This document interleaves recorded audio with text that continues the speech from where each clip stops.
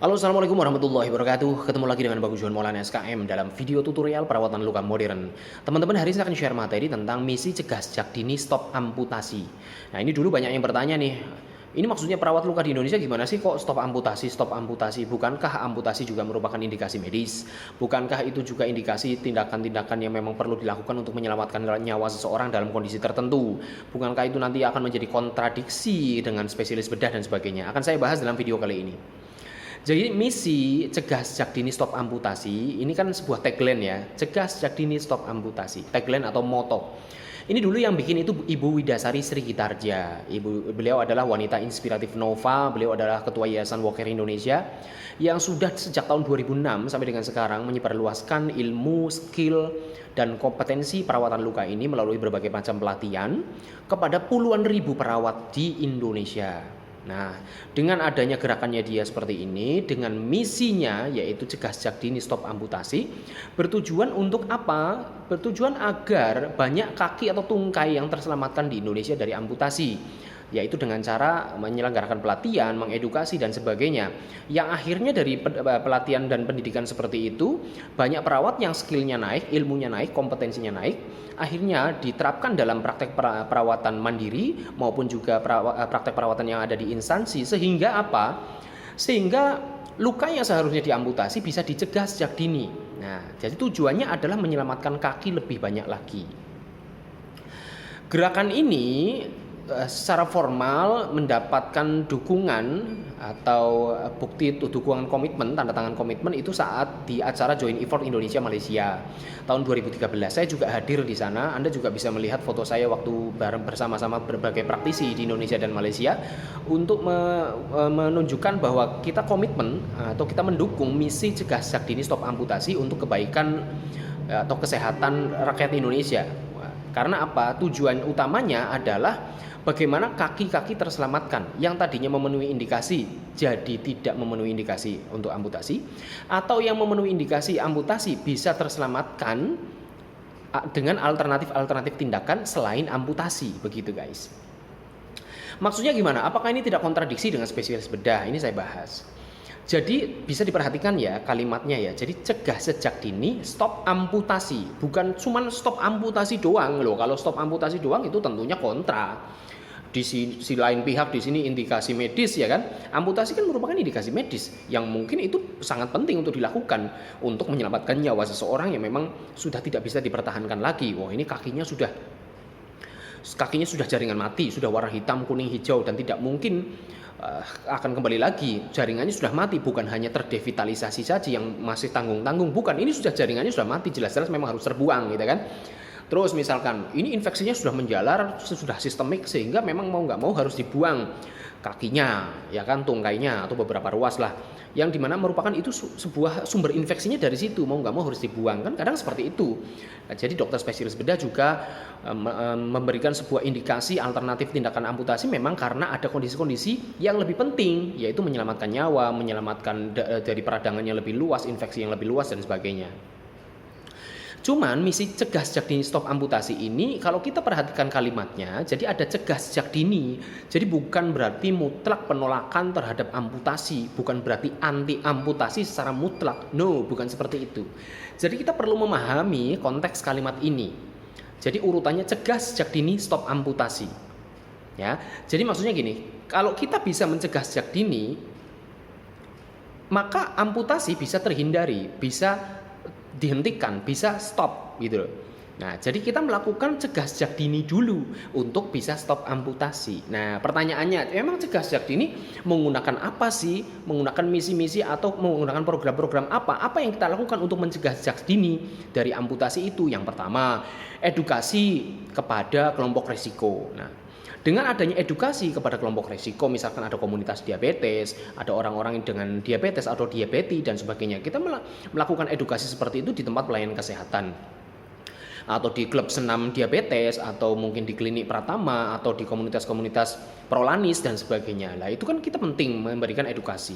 Ini loh bahwa kencing manis itu punya risiko, ada komplikasi salah satunya adalah komplikasi luka. Dengan luka kencing manis itu sulit sembuh ini itu dan sebagainya. Sehingga dengan pendidikan yang meningkat pada penderita diabetes atau diabetes, mereka bisa lebih menjaga kesehatannya, kencing manisnya, kulitnya dan sebagainya sehingga terhindar dari indikasi amputasi. Jadi jangan sampai kondisinya dia masuk ke dalam indikasi amputasi. Jadi sejak dini itu maksudnya seperti itu. Lalu gerakan cegah zat dini stop amputasi yang kedua adalah menjaga kesehatan kulit pada kelompok risiko. Kulit ini harus dijaga. Bagaimana caranya? Dengan diabetic foot spa, dengan melakukan perawatan kulit sendiri, dengan intake nutrisi yang baik untuk kulit, kesehatan kulit dan sebagainya. Dengan melakukan tindakan pencegahan-pencegahan dari gesekan dan tekanan di telapak kaki sehingga kita bisa mencegah adanya callus, sehingga kita bisa mencegah adanya luka, trauma benda fisik, trauma benda tumpul, trauma benda tajam. Lalu kita juga melindungi kulit kita, misalkan menggunakan hand body, menggunakan pelembab dan sebagainya. Itu merupakan tindakan-tindakan cegah sejak dini untuk menghindari amputasi. Karena yang namanya kencing manis itu kadang lukanya itu dipicu sesuatu yang mungkin sepele sekali. Memakai alas kaki yang terlalu kasar, yang terlalu bahannya keras, yang memungkinkan terjadi gesekan, atau alas kaki yang terlalu sempit, atau misalkan terkena benda tumpul yang sebenarnya tidak bermakna tetapi bisa menjadikan lecet dan sebagainya. Jadi hal-hal seperti ini penting diedukasikan. Jadi masyarakat penderita diabetes secara khusus ini bisa melakukan tindakan-tindakan mencegah luka di kaki dengan cara melakukan proteksi, bagaimana menjaga kesehatan kulit agar tetap fleksibel, agar tetap lentur, agar kelembaban kulitnya juga bagus, seperti itu. Lalu tindakan cegah sejak dini stop amputasi yang berikutnya adalah menjaga vaskularisasi agar tetap baik.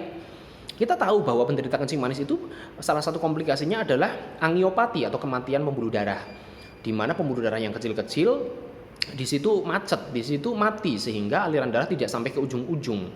Nah, salah satu gerakan cegah sejak dini stop amputasi adalah bagaimana menjaga vaskularisasi itu tetap baik, yaitu dengan melakukan senam aktif tetapi tetap aman, ya kan, melakukan gerakan-gerakan tertentu, menjaga vaskularisasi tetap baik dengan misalkan selalu cek apakah kondisi kaki saya itu baik, dengan misalkan berkunjung sebulan sekali untuk melakukan diabetes foot spa, lalu sekaligus mengecek fungsi sarafnya seperti apa, vaskularisasinya baik atau tidak. Kalau misalkan ada tanda-tanda, kok kayak mati rasa ya, kok kayak emar dan sebagainya, segera periksa. Itu merupakan tindakan-tindakan cegah sejak dini stop amputasi, yaitu bagaimana memastikan vaskularisasi kita tetap baik, terutama vaskularisasi bagian kaki ya, karena yang sering muncul luka adalah bagian kaki pada penderita diabetes.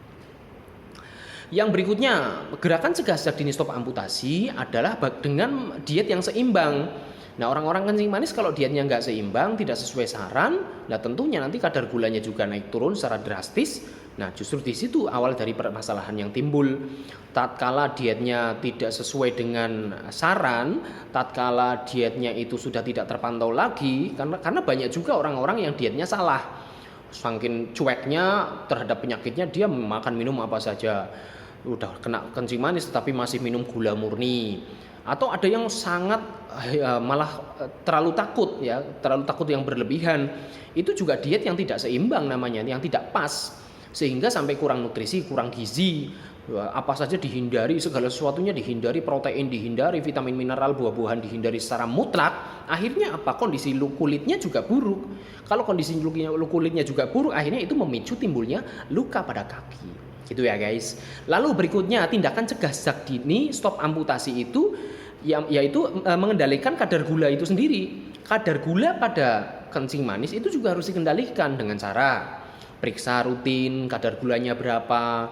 Lalu misalkan jika perlu obat ya berarti harus diobati, entah itu pengobatan yang utama melalui pengobatan medis atau komplementer juga diperbolehkan ya kan, asal terukur dan memang itu bisa dipercaya sumber informasi tentang pengobatan tambahan komplementer herbal dan sebagainya. Kalau kadar gulanya tidak dikendalikan dengan misalkan kontrol secara rutin terus menerus, ya akhirnya kencing manis Anda jadi tidak terkendali. Kencing manis itu kan harusnya kalau periksa ke dokter umum lalu dirujuk dulu ya, kalau misalkan tidak terkendali dirujuk ke spesialis penyakit dalam. Lalu dari penyakit dalam misalkan sudah diobati, sudah terkontrol, balik lagi menjadi pasien rujuk balik ke dokter umum. Nah, dari situ harapannya apa? Biar bisa terkendali. Nah, kalau tidak terkendali harus ketemunya dokter spesialis penyakit dalam. Itu penting sekali mengendalikan kadar kadar gula darah untuk mencegah sejak dini terjadinya amputasi. Yang berikutnya cegah sejak dini stop amputasi yaitu dengan tata laksana dini pada tanda dan gejala timbulnya luka. Nah, jadi ini juga penting untuk diketahui masyarakat atau lebih khususnya adalah penderita diabetes. Kalau ada luka di kaki itu harus gimana? Apa yang harus dilakukan? Luka-luka seperti apa yang bisa Anda tangani di rumah sendirian yang harus ketemu dengan praktisi luka. Ini harus paham. Oh, ini luka tipis grade 1 masih aman, ditangani di rumah sendiri saja, menggunakan bahan-bahan apa saja. Tentunya ini juga penting. Kalau misalkan di treatment sendiri tetapi menggunakan bahan-bahan yang berbahaya, yang bersifat iritasi dan sebagainya, bisa jadi luka yang tadinya sepele, yang tipis, yang kecil, tetapi malah peradangan bertambah luas, bertambah infeksi, akhirnya menjadi masalah yang serius. Jadi pengetahuan tentang tata laksana terhadap luka, terhadap tanda dan gejala dini adanya luka itu penting sekali untuk diketahui oleh masyarakat, terutama penderita diabetes. Nah, yang berikutnya, gerakan cegah sejak dini stop amputasi ini adalah perawatan luka modern berbasis kelembaban. Nah, ini juga penting. Kalau misalkan sudah kadung ada luka, nah, apa sih yang harus dilakukan? Nah, seharusnya mengunjungi tempat pelayanan kesehatan di mana di situ ada praktisi luka yang memiliki kompetensi perawatan luka modern. Di mana salah satu ciri perawatan luka modern adalah berbasis kelembaban. Ya, di situ mengatur kelembabannya seperti apa. Jadi bukan balutan kering atau balutan basah ya, tetapi kita paradigma yang baru ini adalah balutan kelembaban. Kita mengatur nih. Kalau mau basah seberapa, kalau mau kering seberapa, tentunya ini berdasarkan kontekstual kondisi lukanya seperti apa. Nah, perawatan luka yang modern seperti ini berbasis kelembaban ini terbukti mengurangi infeksi 7%. Terbukti bisa menyelamatkan jaringan yang terdevitalisasi pun. Jadi tadinya memenuhi indikasi amputasi tidak jadi memenuhi indikasi. Seperti itu guys. Jadi perawatan luka modern ini juga penting dan ini merupakan salah satu tindakan cegah sejak dini stop amputasi. Lalu yang terakhir, apa yang merupakan cegah sejak dini stop amputasi? Yaitu dengan autolisis debridement. Autolisis debridement adalah gini, kalau misalkan Anda lukanya sudah kadung, ada jaringan matinya, warna hitam, kuning, hijau, dan sebagainya. Nah, ini kan juga sebenarnya masuk indikasi dari amputasi. Ya, tetapi gini, sebuah pilihan ya kan bagi pasien itu juga dilindungi undang-undang. Pasien itu berhak memilih tindakan medis apa, berhak menolak atau mengiyakan, setuju atau tidak setuju. Pasien juga berhak memilih kepada siapa terapisnya, ya kan? Nah, di sini kalau misalkan sudah ada jaringan mati, nah, kita perawat luka itu mendahulukan autolisis debridement. Autolisis debridement itu cara menghancurkan jaringannya sudah mati yang terdevitalisasi, tetapi bukan menggunakan alat bedah. Tapi menggunakan proses alami tubuh. Jadi tubuh itu memiliki kemampuan untuk autolisis. Autolisis berarti menghancurkan sendiri jaringan mati. Nah, ini merupakan sebuah alternatif yang diambil oleh perawat karena kompetensinya juga di situ, tidak menggunakan alat bedah yang tajam, di mana tubuh bisa menghilangkan jaringan mati dengan sendirinya. Seperti itu. Jadi sebelum alternatif amputasi, kita autolisis debridement saja dulu. Ya, artinya tindakan-tindakan seperti ini berarti meminimalisir kecacatan, meminimalisir organ yang terbuang. Daripada terbuang banyak, kalau amputasi kan pasti terbuang banyak. Amputasi itu kan pasti tidak hanya jaringan matinya saja yang terbuang, tetapi bisa jadi eksekusinya kan di atas jaringan yang mati tersebut. Nah, artinya memang amputasi akan kehilangan jaringan lebih banyak dibandingkan dengan autolisis debridement. Kalau autolisis debridement itu kita hanya fokus membuang jaringan yang mati saja. Nah, ini sebuah alternatif yang disediakan oleh para perawat luka di Indonesia untuk meminimalisir kejadian dari amputasi. Coba kita pakai autolisis debridement terlebih dahulu sehingga jaringan yang terbuang adalah jaringan yang mati saja, sehingga meminimalisir kecacatan, meminimalisir jaringan yang terbuang. Itu jadi merupakan salah satu tindakan yang harus dilakukan, tindakan yang direkomendasikan untuk bisa mewujudkan misi tadi, cegah sejak dini stop amputasi. Jadi gitu ya guys, jabaran dari misi cegah sejak dini stop amputasi itu apa saja yang dilakukan. Itu tadi ada berapa saya sebutkan, ada 8 kalau nggak salah. Itulah yang dimaksud cegah sejak dini stop amputasi. Jadi bukan merupakan sebuah larangan, jangan amputasi secara mutlak, ya nggak bisa. Ini jujur saja, saya sebagai praktisi klinik Monas yang sudah belasan tahun saja, kalau misalkan wah ini sudah tidak mungkin kita menggunakan autolisis debridement, ya pasti saya rujuk. Saya sering guys, sering merujuk ke spesialis bedah tatkala kita sudah tidak sanggup. Entah karena wah ini mengancam nyawa ini, wah ini infeksinya sudah sistemik nih, wah ini kondisi umumnya sudah ngedrop ini, wah ini sudah tidak mungkin dilakukan penyelamatan jaringan dengan autolisis debridement. Karena apa? Karena saking luasnya jaringan yang terdevitalisasi, saking luasnya jaringan yang sudah mati. Kalau kita terautolisis, misalkan nih, ini ada tulang ya. Nah, tulang sepanjang ini kalau misalkan kita pakai autolisis debridement hanya membuang jaringan mati saja dan tulang nongol segini mau diapain emang? Ya kan? Itu sudah di luar ranahnya perawat. Kalau sudah seperti itu pasti kita rujuk. Jadi artinya stop amputasi itu bukan harga mati. Ya, stop amputasi itu bukan mutlak. Jadi kita tetap melihat, oh mana ranah kita, mana yang kemampuan kita sesuai dengan kompetensi. Kalau di luar itu pasti kita rujuk ke spesialis bedah. Jadi kita masih pro juga dengan amputasi guys. Tergantung kontekstualnya seperti apa. Terima kasih. Assalamualaikum warahmatullahi wabarakatuh.